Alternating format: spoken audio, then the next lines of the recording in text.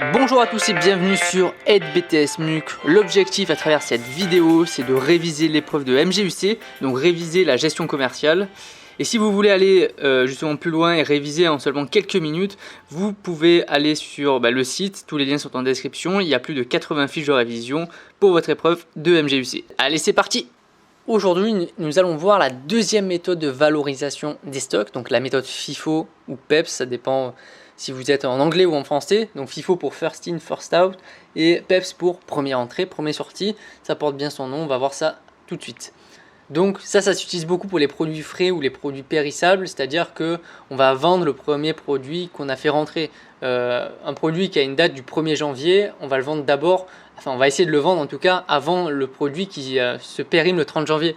C'est l'objectif de ça. Donc première entrée, première sortie. Donc on reprend un tableau de gestion des stocks. Donc lorsqu'on reçoit une livraison, qu'est-ce qui se passe avec cette technique? Donc très rapidement sur le tableau de gestion des stocks, c'est toujours la même chose, hein. La date, le libellé, les entrées pour les livraisons, les sorties pour les ventes et le montant du stock qui est la colonne la plus importante. Maintenant, ce qu'on va faire, quand vous avez la méthode FIFO, quand vous avez une entrée, donc vous avez un stock initial de 50 produits à 15 € unitaire, ce qui vous donne un stock de 750. Donc on est sur le tableau de droite, hein, je précise. Maintenant, vous êtes le 2 mai, vous avez une livraison maintenant de 25 produits. Mais attention, c'est plus 15 € le prix unitaire, mais c'est 20 €. Donc, la méthode précédente, dans la précédente vidéo qui était sortie en MGUC, donc sur la valorisation par le COMP, donc on faisait un prix unitaire moyen. Là, la méthode FIFO, elle fonctionne complètement différemment. En fait, à chaque fois que vous allez avoir une nouvelle entrée, vous allez avoir une nouvelle colonne. Vous allez donc avoir deux colonnes dans votre valorisation.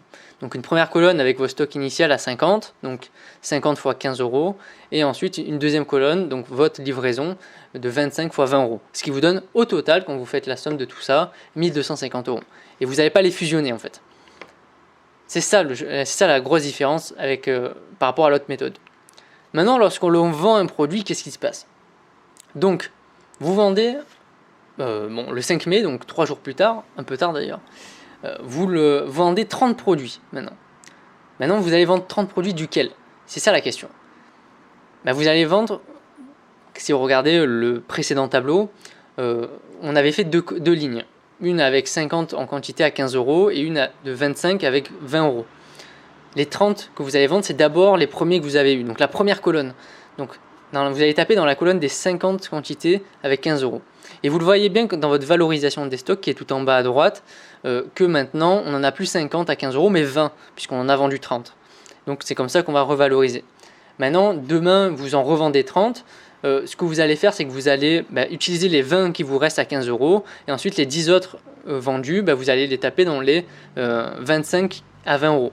Voilà, c'est pas plus compliqué que ça, la valorisation FIFO ou PEPS. L'avantage de ça, c'est qu'en fait, on rajoute à chaque fois que des lignes, et on tape à chaque fois dans la première ligne qu'on a mise. C'est une gestion normale de ce qui c'est beaucoup en magasin. Le seul problème du COMP par rapport à cette méthode, c'est que le COMP, à chaque fois, il faut faire un calcul de moyens. Bon, le gros avantage, c'est qu'on ne se retrouve pas avec des tableaux avec plein de lignes de partout, puisque bon, imaginez, vous recevez à chaque fois des mini-livraisons, vous allez avoir plein de lignes différentes. Donc bon, chaque technique a son avantage. Moi j'aime bien celle-là parce qu'elle est vraiment très simple à mettre en place. Le COMP est un peu plus compliqué parce qu'il faut faire un calcul, mais bon, c'est chacun le fait comme il le veut, et la plupart du temps dans l'énoncé c'est indiqué quelle méthode est-ce qu'il est préférable de mettre en place.